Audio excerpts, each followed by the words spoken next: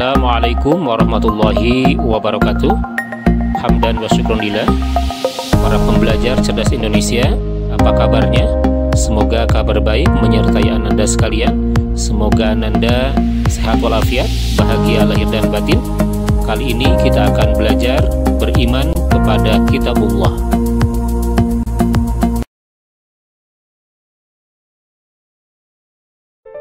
Baik, kita awali dengan membaca doa sebelum belajar. Bismillahirrahmanirrahim. Rabbi zidni ilman warzuqni fahman waj'alni minas solihin. Ya Allah, tambahkanlah aku ilmu dan berikanlah aku rizki akan kepahaman dan jadikanlah aku termasuk golongan orang-orang yang salih. Allahumma inni as'aluka ilman nafi'a wa rizqan thayyiba wa amalan mutaqabbala. Ya Allah, sesungguhnya hamba memohon kepadamu ilmu yang bermanfaat, rizki yang halal, dan amal yang diterima. Amin ya rabbal alamin.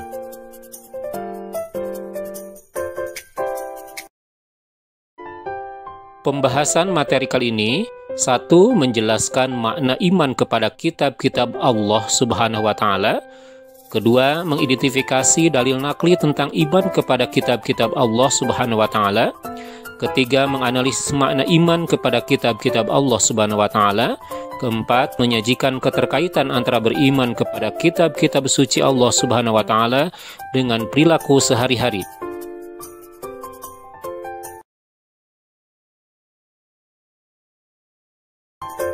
Memahami kitabullah. Pengertian kitabullah adalah kumpulan wahyu-wahyu Allah Subhanahu wa Ta'ala yang mengandung petunjuk dan kebenaran. Sementara pengertian kitab adalah wahyu Allah Subhanahu wa Ta'ala yang dibukukan. Makna lain dari kitabullah adalah ajaran Allah Subhanahu wa Ta'ala yang diwahyukan kepada nabi atau rasul yang merupakan ketetapannya dan himpunan petunjuk yang ditulis dan dibukukan. Sedangkan pengertian iman kepada kitabullah adalah meyakini sepenuh hati bahwa Allah Subhanahu wa Ta'ala telah menurunkan kitab-kitabnya kepada para nabi dan rasul agar disampaikan kepada umatnya sebagai pedoman hidup untuk kebahagiaan dunia dan akhirat.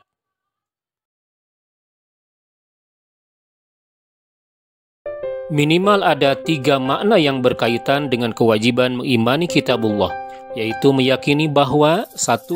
Allah Subhanahu wa Ta'ala telah menurunkan 4 kitab suci, yakni Zabur, Taurat, Injil, dan Al-Quran. 2. Al-Quran menjadi kitab suci yang diturunkan terakhir, yang membenarkan sebagian ajaran sekaligus korektor terhadap ajaran kitab suci sebelumnya. 3.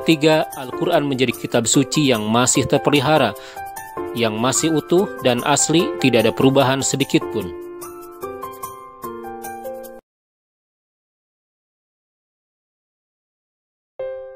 Hubungan Al-Quran dengan kitab suci lainnya. 1. Menjadi saksi kebenaran asalkan tidak bertentangan dengan isi Al-Quran dan menjadi tolak ukur atau barometer kebenaran terhadap kitab-kitab sebelumnya. Sebaliknya, Al-Quran juga menjadi saksi atas kesalahannya, sehingga fungsi lain Al-Quran adalah menjadi pemelihara.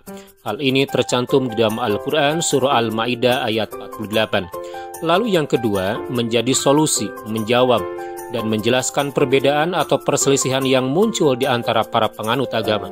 Dan hal ini tercantum di dalam Al-Quran surah An-Nahl ayat 64. Lalu yang ketiga, mengoreksi isi kitab suci sebelumnya yang sudah diubah sendiri oleh pemeluknya dengan berbagai kepentingan duniawi dan oleh manusia yang ingkar.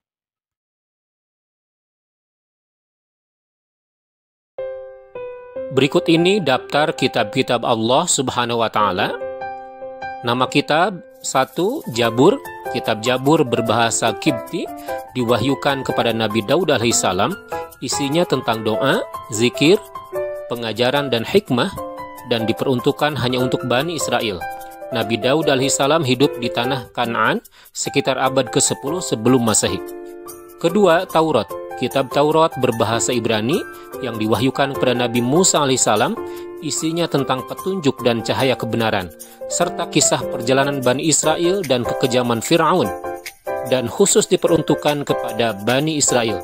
Nabi Musa alaihissalam hidup di Mesir, Madian, dan Sinai sekitar abad ke-14 sebelum Masehi.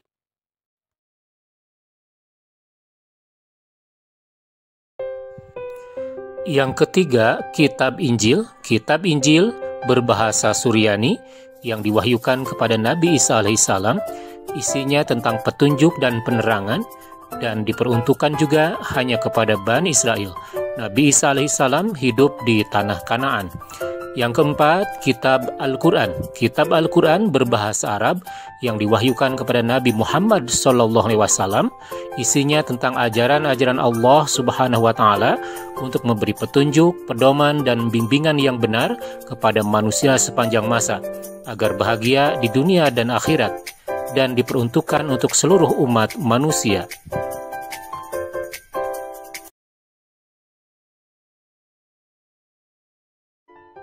Berikut ini dalil iman kepada kitabullah.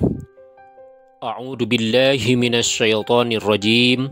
Wa anzalna ilaikal kitaba bil haqqi musaddiqan lima baina yadayhi minal kitabi wa muhaiminan 'alaihi fahkum bainahum bima anzalallahu wa la tattabi ahwa'ahum amma ja'aka minal haq sami'na wa ata'na ghufranaka rabbana wa ilaikal masyir.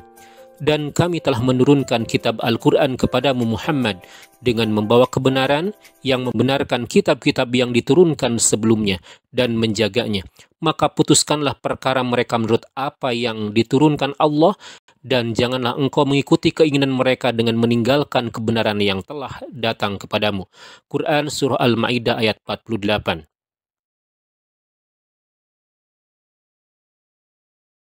Perbedaan Al-Quran dengan kitab suci lainnya. 1. Al-Quran menjadi satu-satunya kitab suci yang masih utuh dan dijamin keasliannya. 2. Al-Quran menjadi satu-satunya standar yang paling layak untuk dijadikan sebagai pedoman kebenaran bagi umat manusia, karena mengandung kebenaran mutlak yang bersumber dari Allah Subhanahu wa Ta'ala.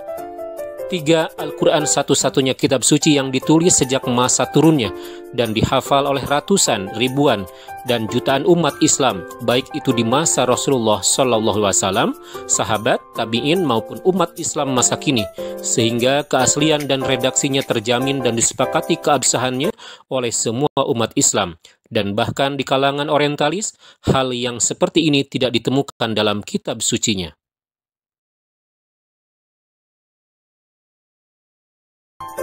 Bagaimana cara beriman kepada Al-Quran? Meyakini bahwa Al-Quran merupakan wahyu Allah Subhanahu wa Ta'ala yang diturunkan kepada Nabi Muhammad SAW melalui perantaraan malaikat Jibril, disampaikan secara mutawatir, membacanya di pandang ibadah, dimulai dengan surah Al-Fatihah dan diakhiri dengan surah An-Nas.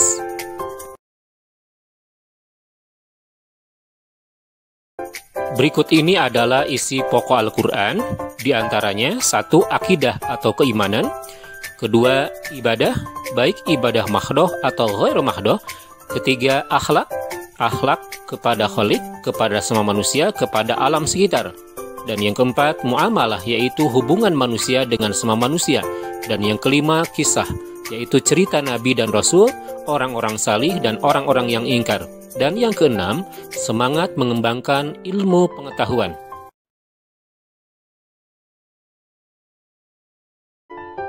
Berikut ini keistimewaan Al-Quran, diantaranya 1.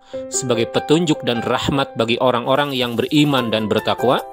2. Sebagai informasi kepada setiap umat bahwa Nabi dan Rasul terdahulu mempunyai syariat atau aturan dan caranya masing-masing dalam beribadah kepada Allah Subhanahu wa Ta'ala.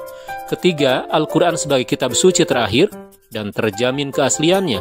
4. Al-Quran tidak dapat tertandingi oleh ide-ide manusia yang ingin menyimpangkannya. Dan yang kelima, membaca dan mempelajari isi Al-Quran merupakan ibadah.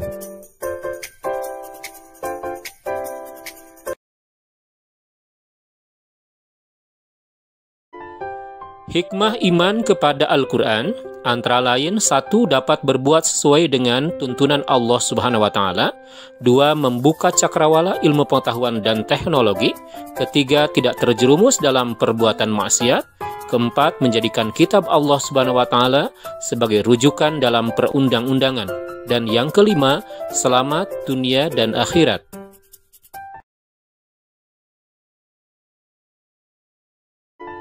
Berikut ini adalah contoh perilaku iman kepada kitabullah. 1. Meyakini bahwa Allah menurunkan kitab-kitabnya kepada para nabi dan rasul. 2. Meyakini bahwa Al-Quran merupakan kitab suci terakhir yang diturunkan kepada Nabi Muhammad SAW. 3. Meyakini, membaca, memahami, serta mengamalkan kitab suci Al-Quran. Yang keempat, berlomba-lomba dalam mengamalkan isi Al-Quran. Dan yang kelima, berusaha mendakwahkannya kepada orang lain.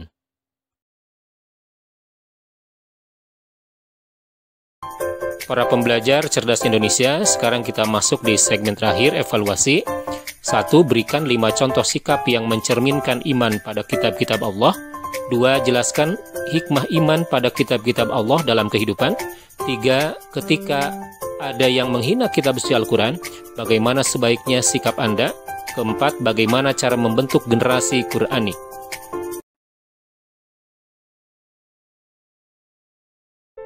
Para pembelajar yang salih, cerdas, dan mulia, alhamdulillah proses pembelajaran kita hari ini sudah selesai.